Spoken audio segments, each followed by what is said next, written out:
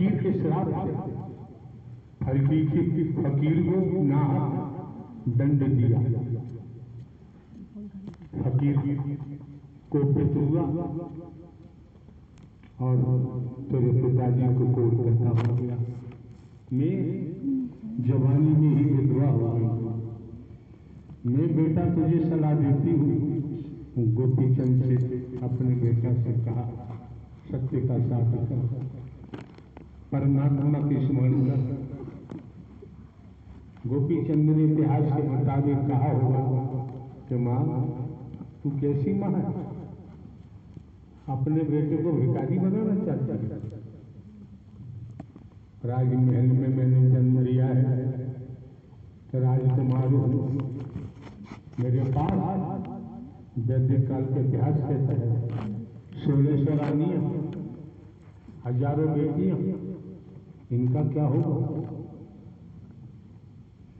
माता ने कहा कि 16,000 रानियां, हजारों तेरी बेटियां, इनमें से कोई साथ देने वाला नहीं है।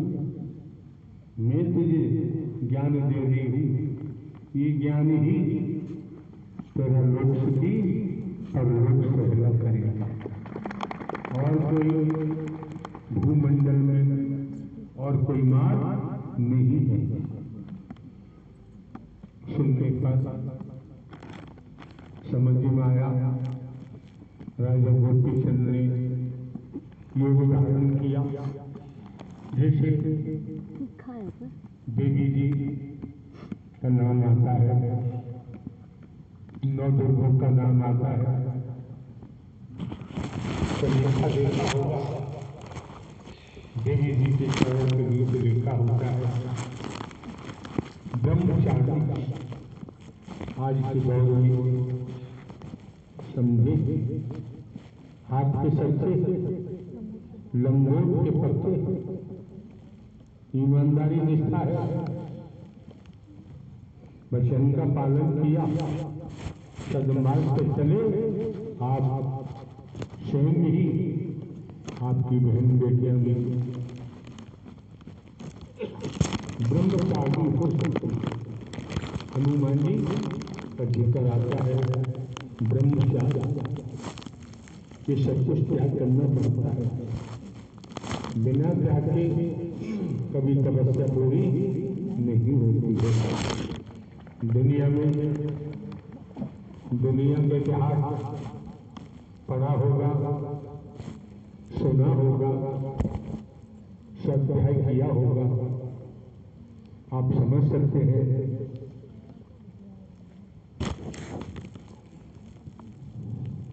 मरने वाले मर मर के चले गए, मर भी रहेंगे और मरेंगे भी।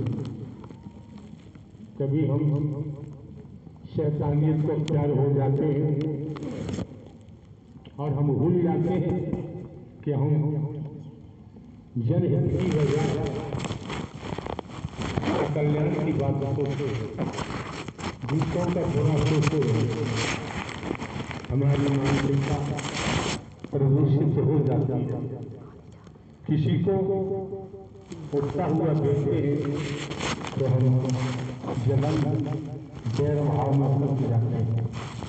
कभी सोचा है यही विचार तेरे ऊपर, तेरे विचार तुझ पर हावी होंगे और तुझे लेकर डूबेंगे।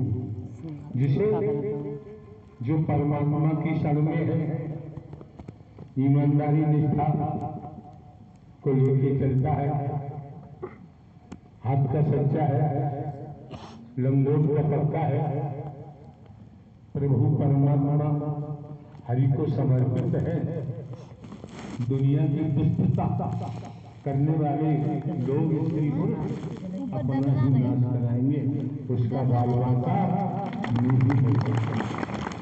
जबरदस्ती शैतानियत अख्तियार करने के बाद अपनी ताकत दिखाते हैं। ये पता नहीं सामने वाले ने तुमको दुस्साहस करने के लिए स्वतंत्र कर दिया। जितना तुम को विचार लाओगे, दूषित विचार लाओगे, दूसरे का अनहित करने की कोशिश करोगे, उतना ही तुम्हारा तेजी से जब पतन होगा फिर दोबारा उठना संभव नहीं होता है। वैदिक काल का इतिहास भी बताता है। पूर्व में जाए तो आप समझ सकते हैं, जहां राम जी का नाम आता है, 14 वर्ष का वनवास हुआ, आश्री प्रवृत्ति कितनी हावी हुई। आश्री प्रवृत्तियों ने चैन नहीं लेने दिया। चंद्र तंग नारी तंग 10 गद के मुकाबला किया और परम सत्ता शत्रु जो नारायण शाखा रही मायापति, ये पूरा संसार माया में संलिप्त है। हरि परमात्मा मायापति है,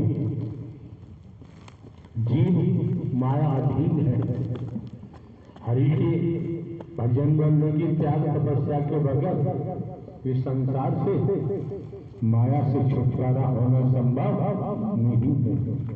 इसलिए ऋषि मुनि साधु संत महात्मा त्याग करते हैं, तपस्या करते हैं, जिससे परमात्मा के लिए वैराग्य प्राप्त हो, भक्ति जन्म ले। बिना भक्ति के परमात्मा का दर्शन होना भी संभव नहीं हो पाता है। भक्ति ही परमात्मा, भक्ति तो दुनिया कर रही है।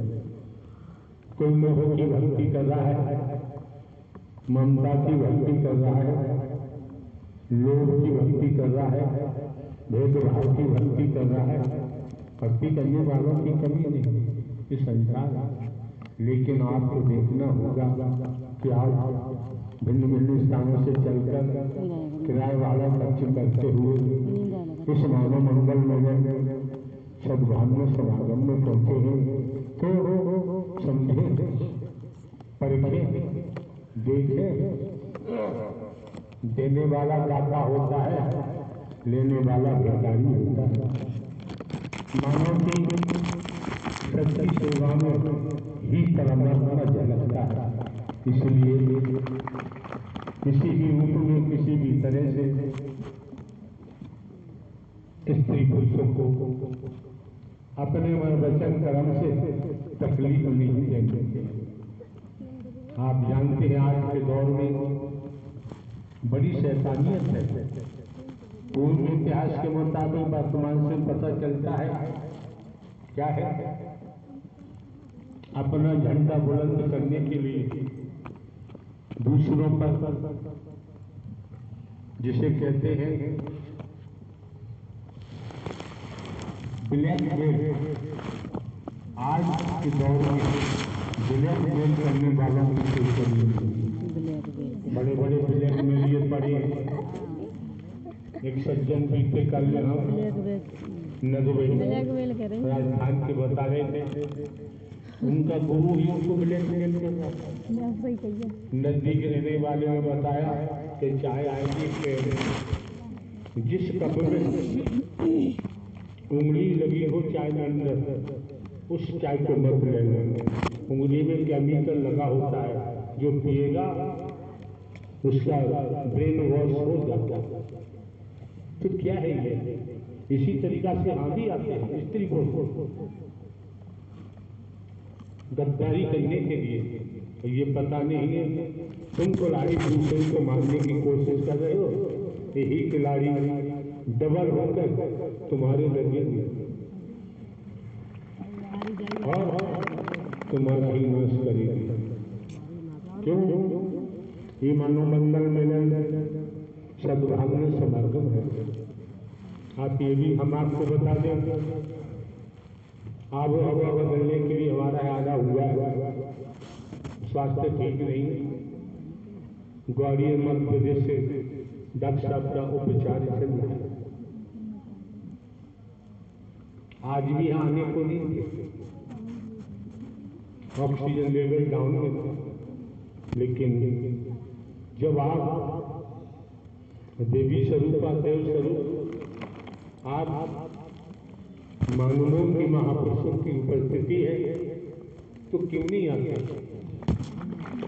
यहाँ पर जब आप लोग परब्रह्म परमात्मा ब्रह्मांड के रचयिता का दीदार करने के लिए सगुण साकार में उपस्थित है तो नारायण हरि को भी दर्शन देने में कोई कंजूसी नहीं हो सकता। तो दर्शन के महत्व को समझे,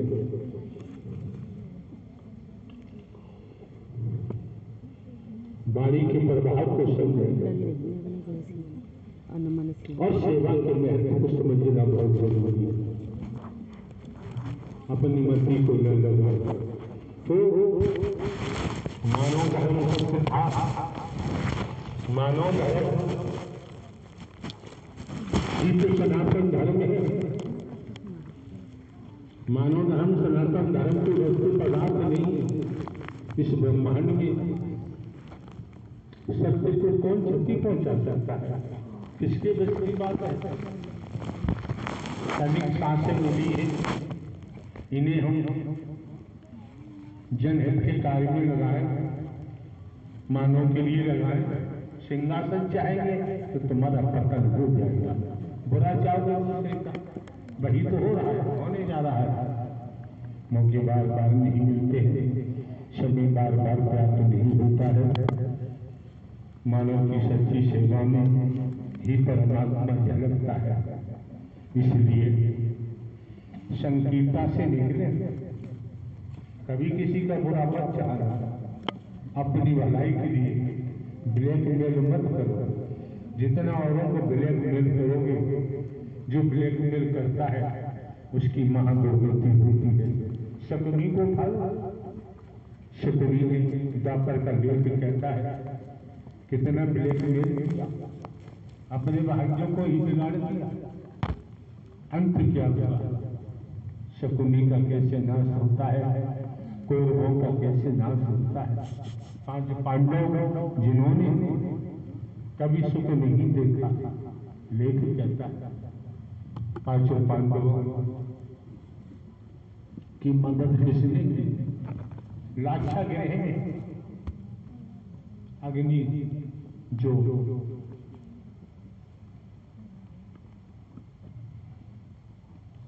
मोम का महल बनवाया, 5 पांडव माता कुंती के शक बन आग लगा दी।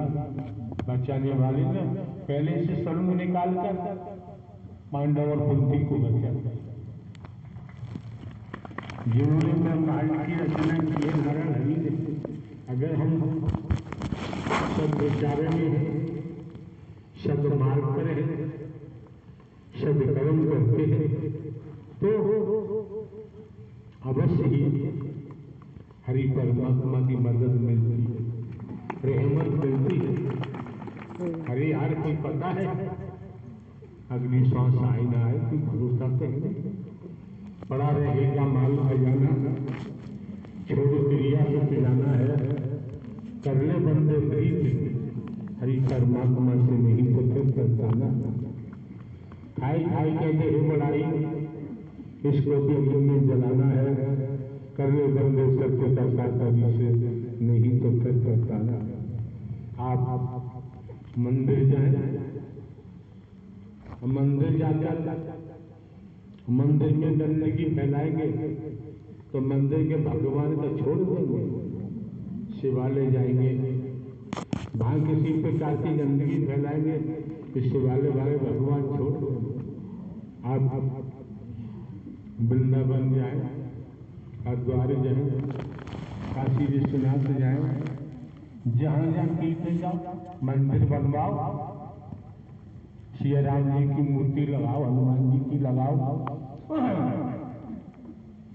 शंकर ब्रह्मा विष्णु राम जी किशन देवी दुर्गा हनुमान जी की सेवा करो, काली की सेवा करो, देवी की करो, गणेश जी की करो। यहाँ तो छूट है, लेकिन यहाँ फाउंडेशन आधारशिला मानवता पर रखी गई है। जो मानवता को तोड़ता है, मानवता में किसी तरह का विष घोलता है, मानवता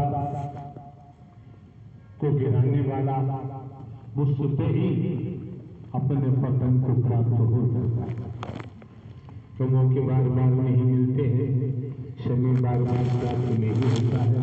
मानव धर्म सनातन धर्म विश्व सत्यता है और रहेगा। जिस तरह से परिवार में रहकर परिवार को समर्पित है, समाज को भी समर्पित होकर देखें। गांव बस्ती के लिए भी हमारा कर्तव्य बनता है, समाज को भी बनता है। जहाँ रहते हैं, जिस राष्ट्र में रहते हैं, राष्ट्र के प्रति भी हमारा कर्तव्य बनता है। इस कर्तव्य को अब आपका जीवन है, जीवन के लिए तो पूरा कर्तव्य बनता है। आए थे हर भजन को होटल लगे कपाट, तो यहाँ का फाउंडेशन है मानवता, भाईचारा, अनेकता में एकता, मानव मानव को गले लगाना, मानव मानव से प्रेम करना, टूटी हुई मानवता को जोड़ना, बिखरी हुई मानवता को इकट्ठा करना, मानवता का सर्व संदेश आप महापुरुषों तक पहुंचाना, जिससे आप स्वयं को जान सके मैं कौन हूं, मैं आया कहां से हूं, मेरा रूप क्या है, मेरा स्वरूप क्या है, मुझे क्या करना चाहिए, मैं कर क्या रहा हूं। बॉडी आइए समझ में आ गया। ईश्वरांश जीव अविनाशी, मैं तो परमात्मा का अंश हूं, परमात्मा का नूर हूं। तो अपने मूल से दूर जाना अपना पतन कराना है। जैसे कोई महापुरुष बता रहे थे 84 लाख अनंत कालों में कर्म के मुताबिक नाना प्रकार की योनियों में जन्म लेते रहे, मरते रहे, नरी के कीड़ा, गटर के कीड़ा, कुत्ता कुतिया, गधा घोड़ा, गाय भैंस बनते रहे। एक टीवी पर हमने सीरियल देखा था, डिस्कवरी ऑफ एनिमल, इतनी प्रजातियां हैं, देख करके रोंगटे खड़े हो जाते। तो अनंत कालों में कर्म के आधार पर इन योनियों में जाते रहे, पशु पक्षी बनते रहे, कीड़ा मकोड़ा बनते रहे। अंत में ये मानव तन मिला है। इस तन को सार्थक करने के लिए प्यार से ही तपस्या बनती है, इसी से भक्ति बनती है। घर परिवार छोड़ने की जरूरत नहीं रह जाती है। और खेती बाड़ी, नौकरी, व्यापार करते रहे, आपकी समझ में आता है आप अपने मानवीय चोले को सार्थक करना चाहते हैं और आगे 84 लाख अनंत काल तक अपने नाना प्रकार की योनियों में जाने से बचना चाहते हैं, तो परब्रह्म परमात्मा नारायण साकार है की भक्ति करनी ही पड़ेगी। भक्ति से ही आत्म कल्याण होता है। जैसे किसान खेत में गेहूं का बीज डालता है, निराई गुड़ाई करता है, करता धूल करता है, फर्टिलाइजर लगाता है, खाद लगाता है। वही किसान समय आने पर जब गेहूं की फसल पकती है, किसी संसाधन से गेहूं निकाल लेता है, भूसा जो ढेर लग जाता है। किसान ने गेहूं का बीज डाला अधिक अनाज प्राप्त करने के लिए, किसान ने भूसा के लिए बीज नहीं डाला, मेहनत नहीं की, लेकिन भूसा तो मिल ही जाता। आते हो आत्म कल्याण की सोचो, हारी बीमारी दुख दर्द, बेटा बेटी नाती पोता धंधों मकान कल कारखाने ये तो भूसा